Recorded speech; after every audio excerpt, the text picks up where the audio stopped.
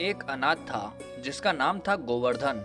गोवर्धन एक ग्वाला था, बचपन से ही दूसरों पर आश्रित, क्योंकि उसका कोई नहीं था।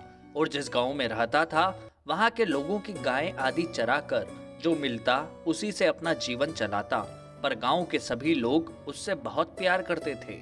एक दिन गांव की एक महिला, जिसे वह काकी कहता था, के साथ उसे गोवर्धन जाने का सौभाग्य प्राप्त हुआ।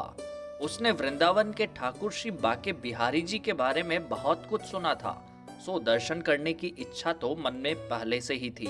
वृंदावन पहुंचकर जब उसने श्री बाके बिहारी जी के दर्शन किए तो वह उन्हें देखता ही रह गया और उनकी छवि में खो गया। एकाएक उसे लगा कि जैसे ठाकुर जी उसको कह रहे हैं, आ गए मेरे गोवर्धन, मैं कब से प्रतीक्षा कर रहा था। मैं गायें चराते थक गया हूँ, अब तू ही मेरी गायें चराने जाया कर। गोवर्धन ने मन ही मन हाँ कही। इतने में गोस्वामी जी ने पर्दा डाल दिया तो गोवर्धन का ध्यान टूटा। जब मंदिर बंद होने लगा तो एक सफाई कर्मचारी ने उसे बाहर जाने को कहा। गोवर्धन ने सोचा, ठीक ही तो कह रहे हैं, सारा दिन गाय चराते हुए ठाकुर जी थक गए होंगे, सो अब आराम करेंगे। तो उसने सेवक से कहा, ठीक है, पर तुम बिहारी जी से कहना कि कल से उनकी गायें चराने मैं ले जाऊंगा। इतना कहा वो चल दिया। सेवक ने उसकी भोली सी बात गोस्वामी जी को बताई। गोस्वामी जी ने सोचा, कोई बिहारी जी के लिए अनन्य भक्ति लेकर आया है, चलो यहाँ रहकर गाय भी चरा लेगा और उसके खाने पीने रहने का इंतजाम मैं कर दूंगा। गोवर्धन गोस्वामी जी के मार्गदर्शन में गाय चराने लगा। सारा सामान और दोपहर का भोजन इत्यादि उसे वहीं भेज दिया जाता। एक दिन मंदिर में भव्य उत्सव था।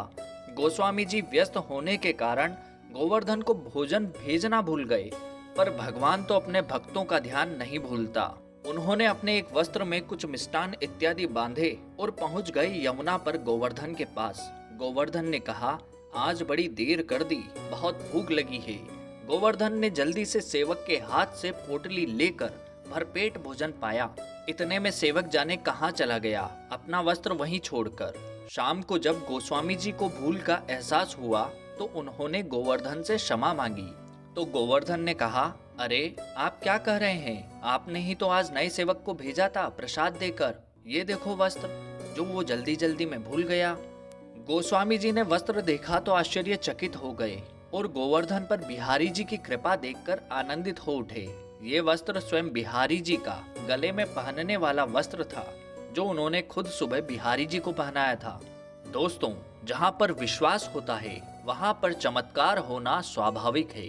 अगर यह कहानी आपको पसंद आई तो चैनल को सब्सक्राइब अवश्य कीजिएगा। धन्यवाद।